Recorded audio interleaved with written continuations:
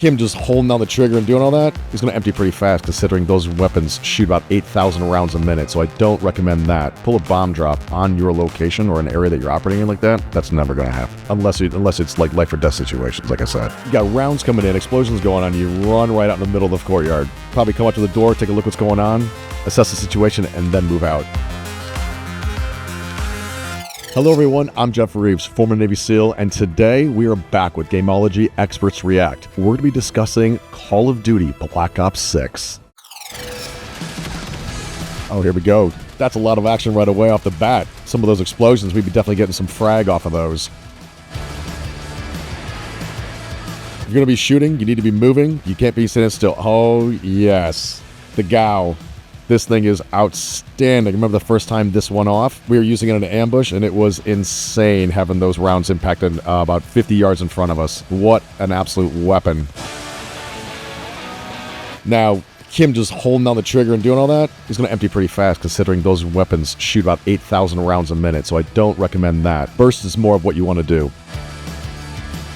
Frag out, get behind the cover, running towards the grenade. It's a technique. Don't know if I agree with it. The constant mag dumps is unique because only when I would do that, only when you absolutely are needing a defensive position. Otherwise, you only have limited rounds. You need to be more strategic with your rounds.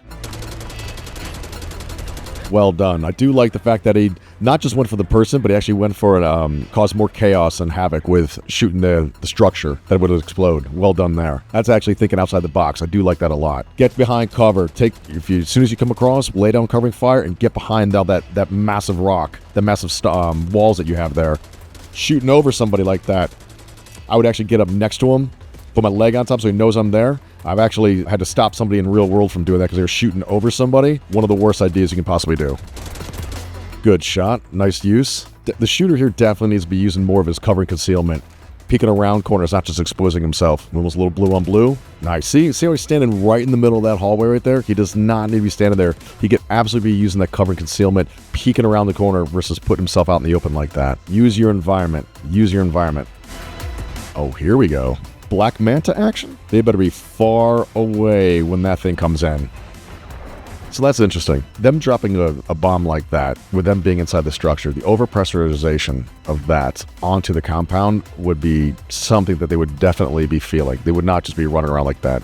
Calling in a bomb drop in and around yourself, you want to be as far away as you can for that. In danger close missions, when you're about to get overrun, I actually know real world stories of that actually happening, but pull a bomb drop on your location or an area that you're operating in like that, that's never going to happen. Unless it's like life or death situations, like I said. Again, standing in the middle of the hallway. Look at all around you. Amateur hour. Good, peeking around the wall. There we go. Now we're starting to use our environment. Good. Oh, cool. Using an ISLID. Very nice. Very good use of that. It's the first time I think I've seen that in a game. That's pretty awesome. Again, sitting behind some blue barrels, unless they're full of water, those things are absolutely pointless. They're good for concealment, but definitely not cover. Pulling out your sniper rifle for a 5-yard shot. Fascinating. Right there in that situation, rather than pulling out another weapon such as that one, I understand for a game, it might be easier to hit a button and do that, but real world, get your magazine in there. Get that weapon up as fast as you can. If your magazine goes dry, get behind cover, reload that magazine into the weapon, get back up, and get rid of your target. So, if he opens the door, one guy opens the door, the other guy rushes in. Sitting, taking your time like that inside the doorway, that'll get you killed. MP5, such a fantastic weapon. Such fantastic. With the double roller action system in the back of that, if you cannot hit your target with an MP5, put it down, walk away, and go do something else in life. That thing is just a phenomenal weapon. Such a great firearm. So, who's watching our 6? Everybody's watching the door, nobody's looking behind us. Get in there, get in there. At least get around the corners, secure. So our character pointing his weapon right at the back of our buddy's head, not a good idea. At least he can pull off to the side. That's my number one criticism of video games, is being able to do that. You'd think by this point they would actually integrate that somehow. All the riches of Saddam's palace. Especially if you've got all his riches, all his loot. You can't imagine that you can't not think that there wouldn't be anybody on the other side. The bad part about the MP5 is it's got a subsonic round, and its range is limited, where the M16s and the M4s actually go much longer. That's why we switched ours from the MP5. We went to 10.5-inch uppers, so we could actually have a shorter barrel but longer range and be able to engage enemy. Man, so you got rounds coming in, explosions going on. You run right out in the middle of the courtyard. Probably come up to the door, take a look what's going on, assess the situation, and then move out. Good shot, good shot. Good use of cover. Well done. Nice job. Hit the target on the move. Overexposure. You're in a bad position right now. You're down deep. Your enemy is up high. You need to be moving fast, covering each other, and finding some security. At least try to eliminate half the target or half the area with proper concealment and cover. Good, good, good. Get over. Nice. Nice job. Changing mags on the move, utilizing the cover, and engaging threats. That's fantastic. Beautiful. RPG out. No one called it though, but yet taking down the bad guy. Yes. Light those dudes up with the Gao. Bring in the rain. Lambo Islid. Fantastic. Fantastic. Now, I wish in real life it happened that fast. So these are enemy helicopters. Rather than just shooting at the guys coming out, take out the helicopters. I have to say, I do love video games and how you can just pull weapons out of nowhere. Wasting ammo on that thing. Why are you doing that? Take out the guy. I understand what you're trying to do, but it's not working. Do something else. Nice job. Yes, there we go. Proper tool for the proper job. Take out the front of the thing, not the back of the bed. Hit the engine with all the burnable fuels in it. Bit overexposure. Not effective fire by the guy to the right. Spraying and praying isn't effective for us. Other countries, they try. Yes, there we go. There we are. Finally. Well done, sir. In a situation like that, taking out aerosats are dominating. Dominating force. If you can get rid of them, get rid of them. Because they're going to try to do it to us.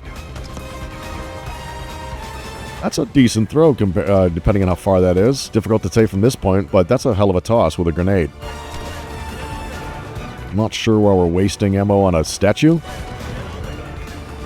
That's a big boy to be setting down. Get on that 53 and get out of there. So real world, they would have, on any helo coming in like that to a hot zone, they'd have their crew chiefs on the side just laying waste to any and everything supporting that thing. Or they'd have another bird up top circling to provide cover fire.